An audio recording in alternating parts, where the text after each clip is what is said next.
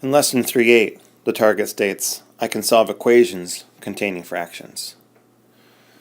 So this is our third time where we're solving equations. The first time the equations were containing integers. The second time we solved equations that were containing decimals.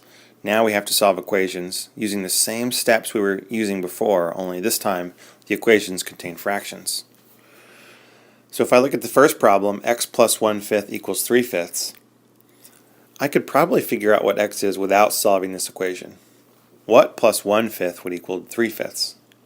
Well, if it equals 3/5 and it is 1/5, I have to be adding a fifth.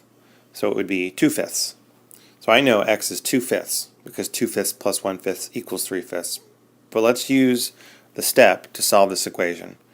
What's the opposite of addition? To cancel out the adding of 1/5, I would subtract 1/5. And if I do it to one side of the equation, I have to do it to the other. That's the subtraction property of equality.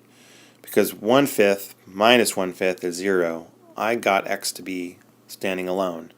I'm trying to isolate the variable, so I'm left with x equals 3/5 plus negative 1/5. 3/5 plus negative 1/5 is 3 plus negative 1 over 5, which is 3 plus negative 1, 2. So I have 2/5. The answer is 2/5. Second equation is a little different. It's 7/9 plus u equals negative 14/27. They don't have a common denominator, first of all, and u is on the other side of 7/9.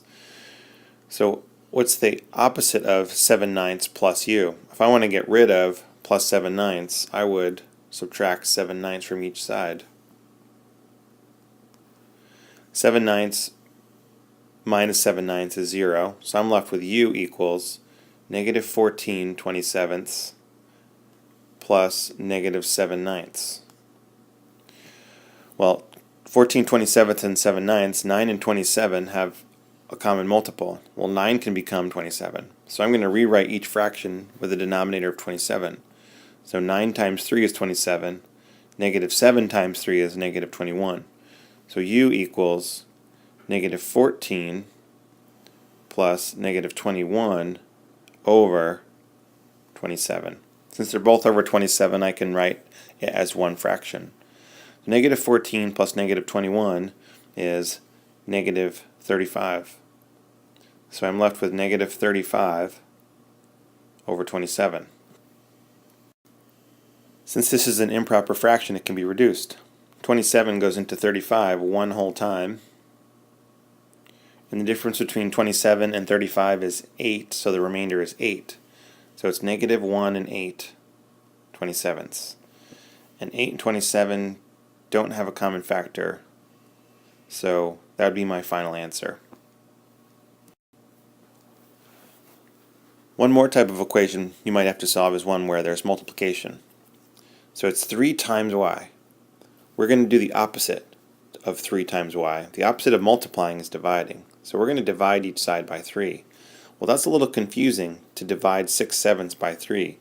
So I'm going to look at it a different way. In the previous lesson, we learned how to divide fractions. I'm dividing 3y and 6/7 by 3. Because 3y divided by 3 is 1y. So I really have to solve 6/7 divided by 3. So what we learned is, in lesson 3.7, dividing fractions, 6/7 divided by 3 over 1, we multiply by the reciprocal. 6/7 divided by 3 is 6/7 times 1/3. Multiply across, since I'm multiplying fractions, 6 times 1 is 6, 7 times 3 is 21. 6 over 21, 6 and 21 can both be divided by 3. If I divide the top by 3 and the bottom by 3, I get 2/7. I'm running out of space, I'm squeezing it in, but the answer is 2/7. We just used what's called the division property of equality. The properties of equality we really learned in hands-on equations. Whatever we do to one side of the equation, we have to do to the other to maintain balance. So really what I needed to do was to find y, divide both sides by 3. In this case, we have to apply a really important skill, dividing fractions. I got 2/7. The other two properties we applied in these examples were the addition property of equality and the subtraction property of equality. The addition property of equality looked like this. I added 3 to both sides because I wanted to cancel out minus 3. Canceling out negative 3 happens when I add 3 to both sides. So when I add 3 to both sides of the equation to maintain balance, I'm using the addition property of equality. So I'd be left with x equals 9. The subtraction property of equality accomplishes the same thing, but sometimes it makes more sense if it's x plus 3 to think about subtracting 3 from each side. When I use the subtraction property of equality, I take away 3 from each side, that's the opposite of adding 3, to get x equals 6 minus 3, or 3. Let's take a look at 2 more examples, only this time you try. Click pause, copy and solve both of these problems in your notebook. When you have your answers, click play, and I'll review them for you. Good luck.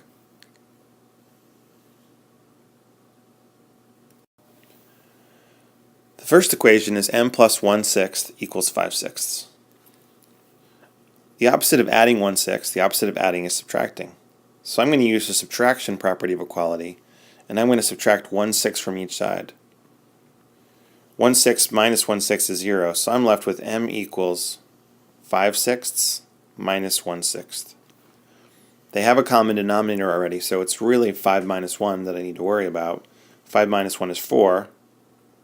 5/6 minus 1/6 is 4/6, which can be reduced. 4 and 6 are both divisible by 2.